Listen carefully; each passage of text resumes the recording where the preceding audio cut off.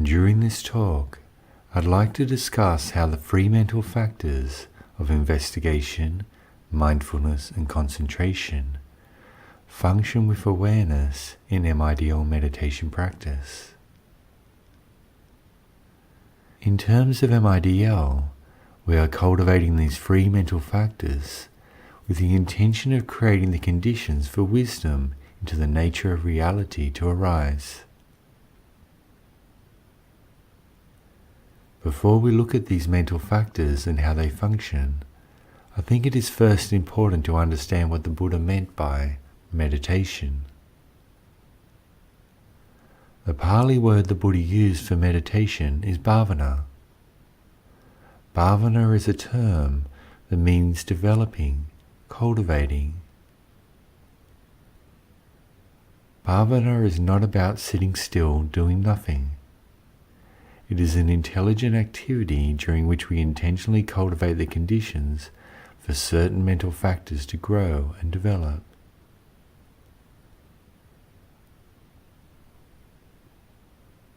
The process of creating the correct conditions in our MIDL meditation practice can be understood by observing the cultivation of a tree to produce fruit. First, we need a healthy seed. We then condition the soil, creating a good foundation for the seed to grow. Next, we plant our seed within the soil and add water so that it can start to sprout. Our task from this time on is not to make the seed grow, but rather to apply the right amount of water, right amount of food, light, protect the young tree as it grows from wind, from bugs, from animals.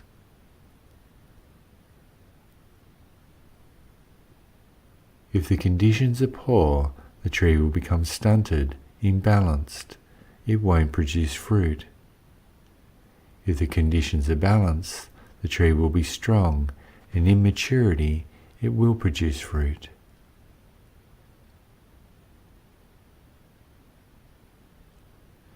In understanding this, the healthy seed is our view. If our view on life is based on separation, and we don't see the consequences of our actions, then we start with an unhealthy seed, and our meditation practice will not develop. The conditioned soil in which the seed grows is awareness, immersed within the sensate quality of our body. The balance of water, food and light is a balance of investigation, mindfulness and concentration.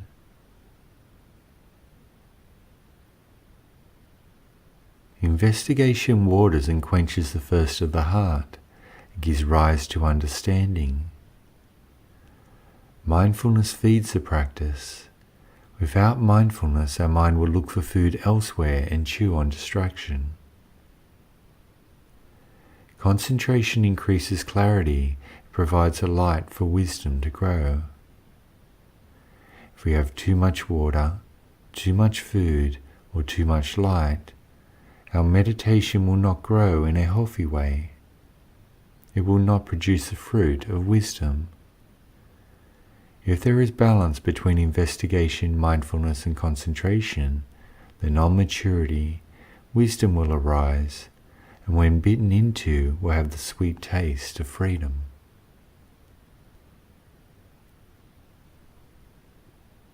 Protection within our meditation practice from wind, from bugs, from animals, comes from the interaction between mindfulness and softening. Mental agitation is like the wind, blowing us this way and that. Softening into the agitation protects us. Negative thoughts are like bugs biting and sucking the life out of us.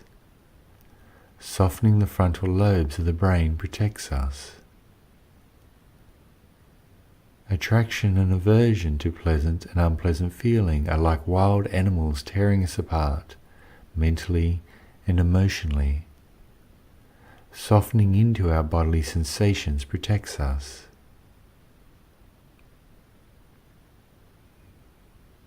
Understanding this analogy let's look into investigation, mindfulness and concentration in terms of MIDL meditation practice.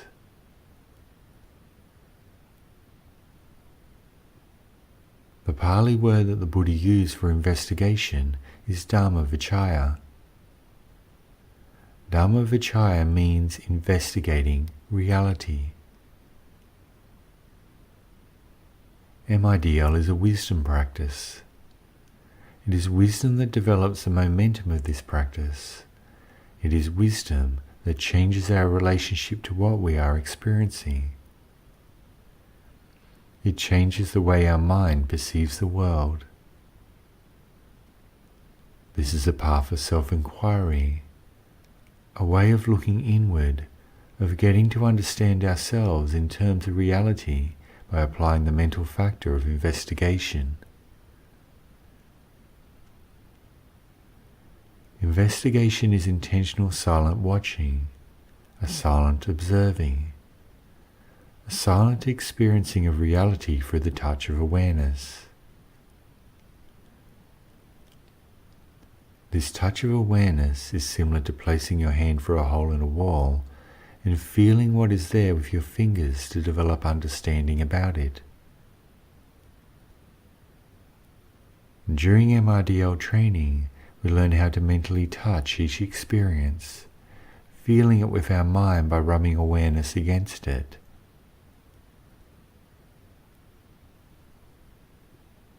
Through the continued experiencing of the same thing again and again and again, with the desire to understand, a pattern starts to emerge and the conditions for wisdom to arise are developed.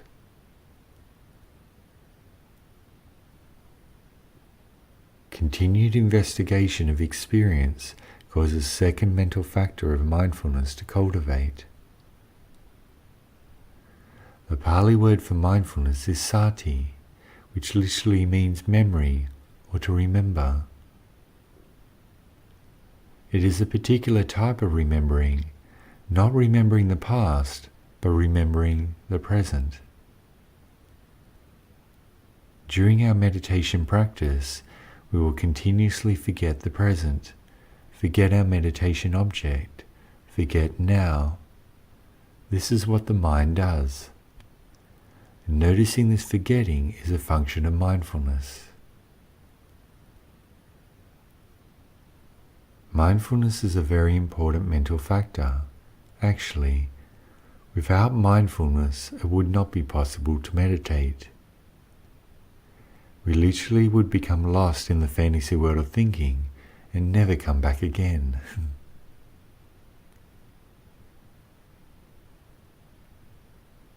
Mindfulness is also the morality factor.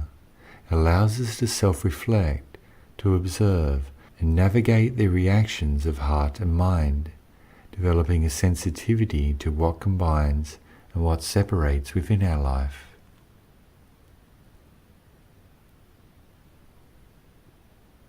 If we break down the word mindfulness, we can start to get a picture of what is meant in terms of our meditation practice. First, let's look at mind in mindfulness. Mind in this context means to look after, to care for, to protect. It can also be used as to keep in mind, to remember.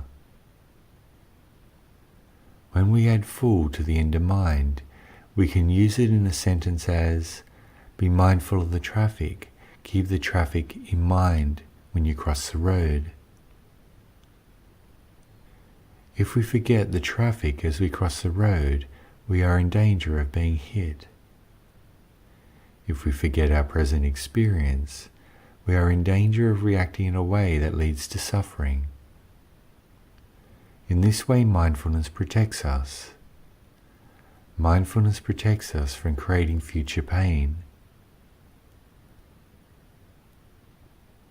When ness is added to the end of a word, it means to be in a state of, to dwell within. It makes it active, continuous. For example, If we are continuously happy, we would then be experiencing happiness. We would live within it. So ness in mindfulness means a continuous state of being mindful, a dwelling place where we live.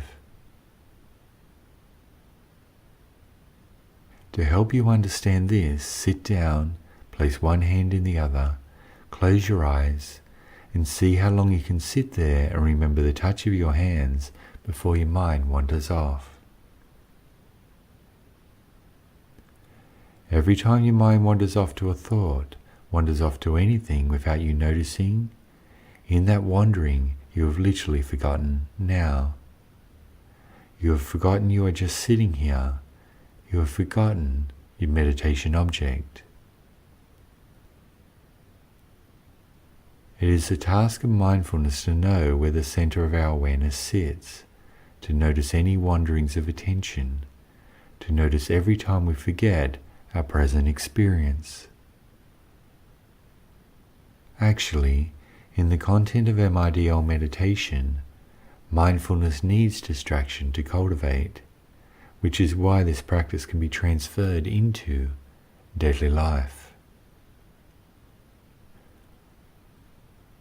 Once enough fixed concentration has been developed in MIDL practice, we need to give up our attachment to our meditation objects such as breathing and intentionally allow our mind to wander. Do not be afraid of letting go of control of your mind. It is only when we release our grip on it and allow it to wander where it wants to that we can start to observe the four foundations of mindfulness to develop wisdom.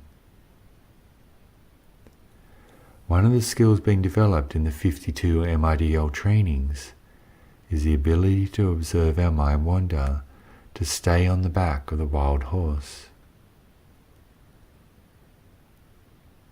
If we use distraction in the right way, that is, to try to observe when we are distracted, the mindfulness factor will become very, very strong, and our ability to notice when we're distracted will increase. Literally, we can then notice with strong mindfulness the moment our attention shifts for our meditation object, and also any shifts of our attention in daily life. With continuous mindfulness, concentration, the third mental factor, will then cultivate.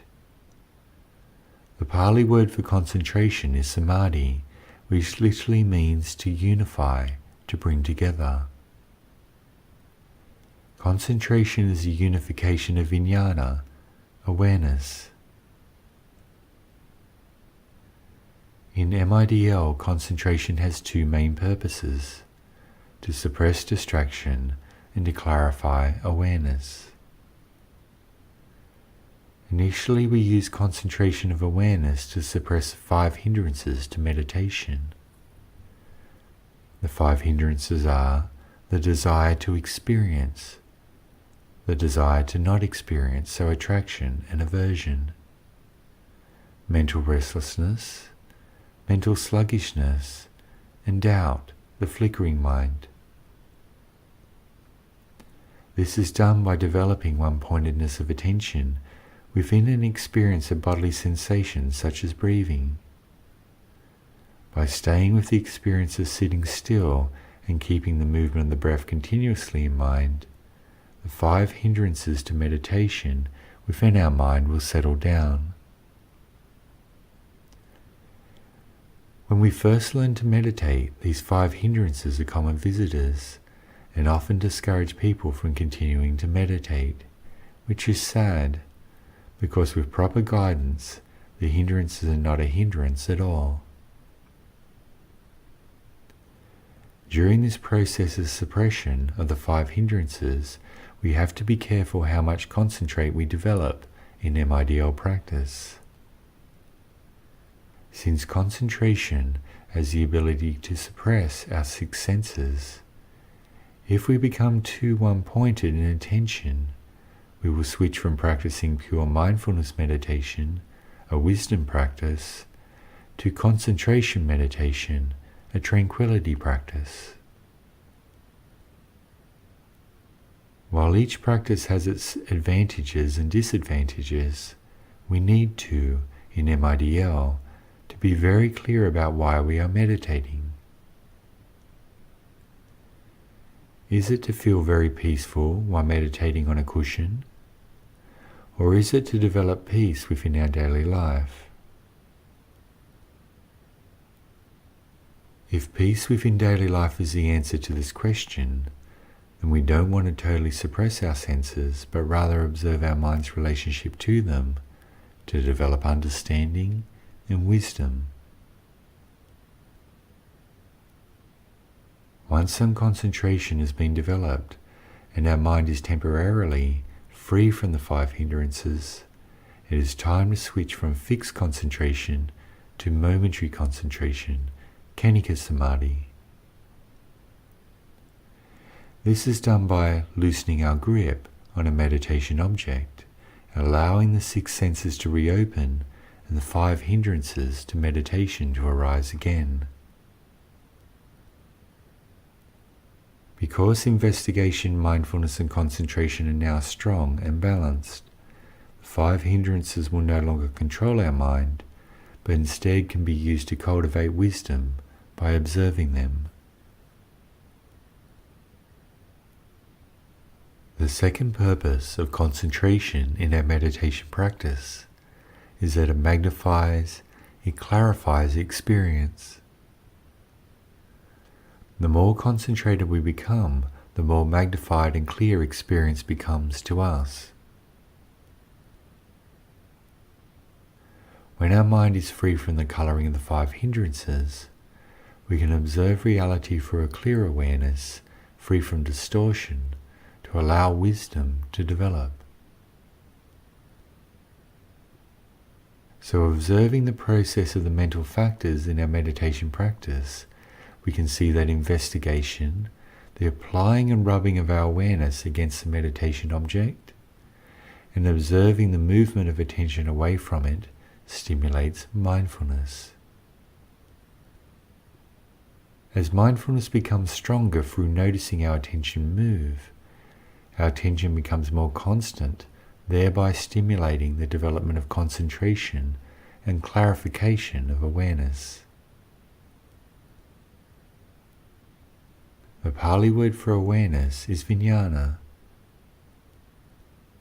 Awareness literally means consciousness, awareness of an object and experience. Whenever we experience anything through any of our 6 senses, the knowing of the experience that is present is awareness. During meditation practice, our task is to continuously remember awareness of our meditation object. Awareness in its essence is pure, clear, still, but it can literally be coloured by emotional responses, kilesa, when they are triggered by our relationship to any experience that rises at the 6 sense doors. This colouring from emotional response, when it is present, alters the lens through which we perceive the world. Literally, the perception of the world we live in changes. This is a problem that we encounter in our meditation practice and in daily life. For all of us are always looking through these colourings, through these 5 hindrances. This is why we initially concentrate awareness, so that we can suppress these colourings, so that awareness becomes clear and we can observe reality free from colouring to develop understanding and wisdom. It is important in MIDL practice to understand the difference between mindfulness and awareness. Awareness vijnana and mindfulness sati are 2 separate mental factors. Mindfulness remembers where awareness sits, and awareness is the knowing of an experience. Continuous remembering, mindfulness, of our present experience causes awareness to concentrate. This is the relationship between these two mental factors and why mindfulness is so valued in the tradition. The difference between mindfulness and awareness can be understood in this story. Imagine you will be going away on a holiday soon, tropical island, sandy beach, sitting under a coconut tree with a cocktail in your hand. You're walking down a crowded street and start thinking about your holiday, enjoying this wonderful daydream. Then suddenly you are startled by feeling someone tap you on the shoulder. You jump, and then you suddenly notice your friend standing there. "Hi, it's nice to see you. Sorry, I was just lost in a daydream."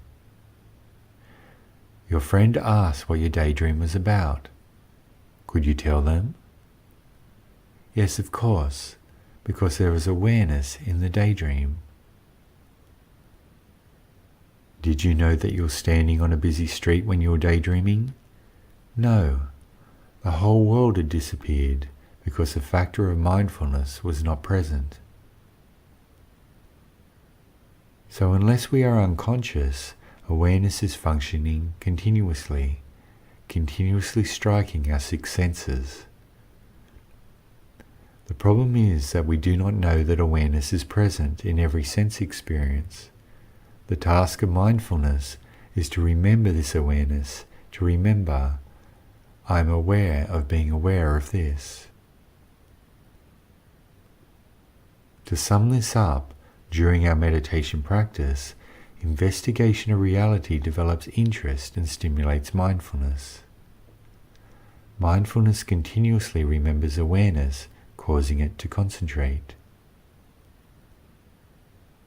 As awareness concentrates, the 5 hindrances to meditation are suppressed, and distraction is removed, allowing clarity of mind.